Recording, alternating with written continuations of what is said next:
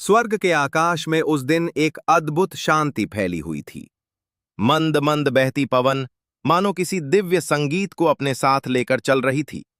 सूर्य की किरणें सोने की तरह चमकते बादलों पर पड़कर तीनों लोकों को प्रकाश से भर रही थीं। ऋषि मुनि अपने अपने आश्रमों में तपस्या में लीन थे। देवता अपने दिव्य लोकों में निश्चिंत बैठे थे और पृथ्वी पर धर्म का प्रकाश फैला हुआ था। अयोध्या के राजमहल में भगवान राम सिंहासन पर विराजमान थे। उनके पास लक्ष्मण खड़े थे और कुछ दूरी पर अत्यंत विनम्र भाव से बैठे थे पवन पुत्र हनुमान। हनुमान की आंखों में अपार भक्ति झलक रही थी। उनका मन, उनकी श्वास, उनका अस्तित्व, सब कुछ केवल एक ही नाम में डूबा हुआ था, राम। परंतु इसी शांत वातावरण के भीतर अचानक एक ऐसी घटना घटी जिसने तीनों लोकों की शांति को चकनाचूर कर दिया। अचानक आकाश में एक भयंकर गर्जना हुई। वो गर्जना इतनी भयानक थी कि मानो स्वयं प्रलय ने अपनी घोषणा कर दी हो। धरती कांप उठी, पर्वत हिलने लगे, समुद्र की लहरें उफान मारने लगीं। स्वर्गलोक में देवताओं के सिंहासन हिल गए, इंद्र घबराकर खड़े हो गए। ऋषि मुनि अपनी तपस्या से उठकर आकाश की ओर देखने लगे। तभी आकाश के मध्य एक काला द्वार खुला और उस द्वार से एक भयानक शक्ति प्रकट हुई। वो आकृति इतनी भयावह थी कि उसे देखकर देवताओं तक के हृदय कांप उठे। उसके 10 मुख थे, 20 भुजाएं थीं और उसकी आंखों से अग्नि की लपटें निकल रही थीं। उसकी हंसी में ऐसा अहंकार था जो तीनों लोकों को चुनौती दे रहा था। वो था पाताल लोक का भयानक सम्राट अहिरावण। ये वही मायावी राक्षस था जिसके बारे में बहुत कम लोग जानते थे, क्योंकि उसका अस्तित्व स्वयं अंधकार के भीतर छिपा हुआ था। अहिरावण की हंसी आकाश में गूंज उठी। हा हा हा, मूर्ख देवताओं, तुमने सोचा कि रावण के मरने से अधर्म समाप्त हो गया? मैं हूं अहिरावण, पाताल का स्वामी, और आज मैं तीनों लोकों को अपने चरणों में झुकाऊंगा। स्वर्ग में भय फैल गया। देवता तुरंत ब्रह्मा के पास पहुंचे। ब्रह्मा का चेहरा गंभीर था। उन्होंने गहरी आवाज में कहा, यदि अहिरावण अपनी पूर्ण शक्ति के साथ युद्ध में उतर गया तो तीनों लोकों में प्रलय आ सकता है। उसी समय अयोध्या में बैठे हनुमान ने भी उस भयानक गर्जना को सुन लिया। उनकी आंखें धीरे धीरे खुलीं। उनके चेहरे पर पहले शांत भक्ति थी, पर अगले ही क्षण वो भक्ति एक प्रचंड संकल्प में बदल गई। उन्होंने आकाश की ओर देखा और धीमे स्वर में कहा, जब तक मेरे प्रभु का दास जीवित है, कोई भी दुष्ट इस संसार को अंधकार में नहीं डुबो सकता। हनुमान भगवान राम के सामने जाकर खड़े हो गए। उन्होंने हाथ जोड़कर कहा, प्रभु, मुझे आज्ञा दीजिए, मैं उस दुष्ट का अंत कर दूं। भगवान राम ने शांत मुस्कान के साथ उनकी ओर देखा। उनकी आंखों में अपार विश्वास था। उन्होंने कहा, पवन पुत्र, ये युद्ध साधारण नहीं होगा, पर मुझे तुम पर पूर्ण विश्वास है। जाओ, धर्म की रक्षा करो। बस ये वचन सुनते ही हनुमान के भीतर बिजली की तरह ऊर्जा दौड़ गई।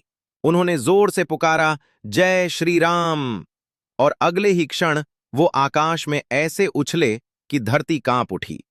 उनकी गति इतनी तेज थी कि बादल जलने लगे और आकाश में अग्नि की रेखाएं बन गईं।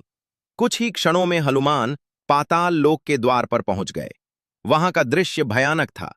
चारों ओर अंधकार फैला हुआ था और हजारों राक्षसों की सेना खड़ी थी। विषैले नाग जमीन पर लहरा रहे थे और दैत्यों की गर्जनाएं वातावरण को भयावह बना रही थीं।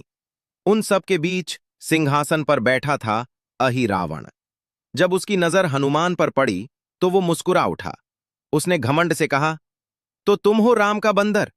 तुम्हारी इतनी हिम्मत कि तुम मेरे सामने आ गए? हनुमान की आंखों में क्रोध की ज्वाला भड़क उठी।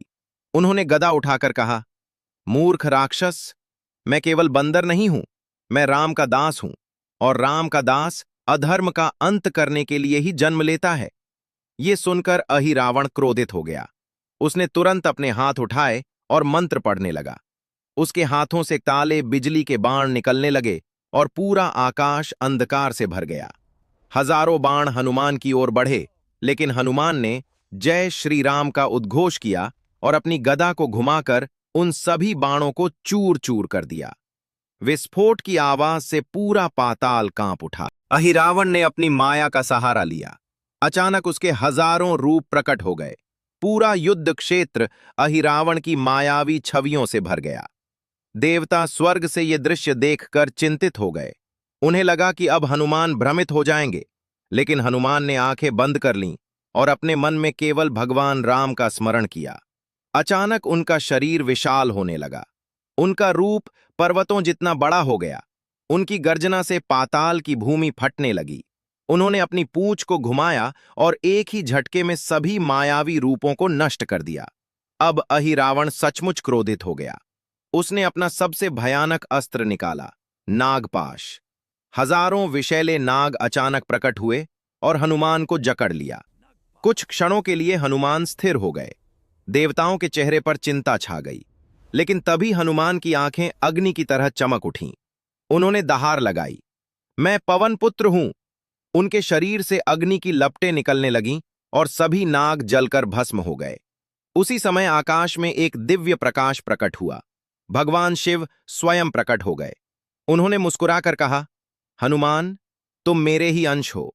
अब समय आ गया है कि तुम अपनी असली शक्ति को प्रकट करो। अगले ही क्षण हनुमान का रूप बदलने लगा। उनके शरीर से 5 मुख प्रकट हो गए, पूर्व, पश्चिम, उत्तर, दक्षिण और ऊपर की ओर। वो पंचमुखी हनुमान बन चुके थे। अहिरावण की आंखों में पहली बार भय दिखाई दिया।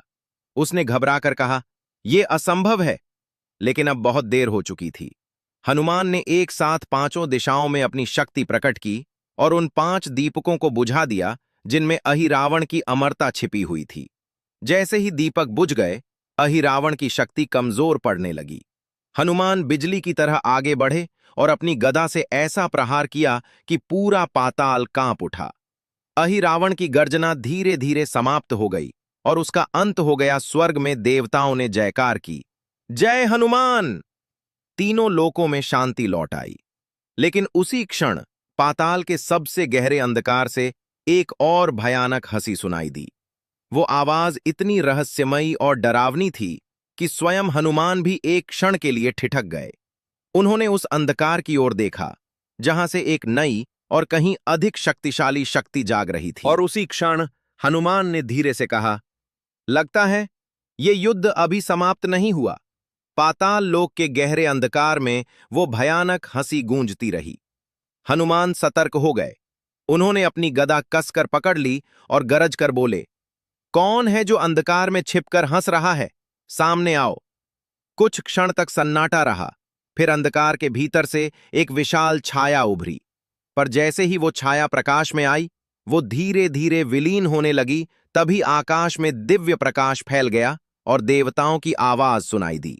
ब्रह्मा बोले, पवन पुत्र, भय मत करो। ये केवल अहिरावण की अंतिम मायावी छाया थी। उसके नष्ट होते ही उसकी सारी माया भी समाप्त हो गई। हनुमान ने चारों ओर देखा। पाताल लोक अब शांत था। राक्षसों की सेना भाग चुकी थी और अंधकार धीरे धीरे समाप्त हो रहा था।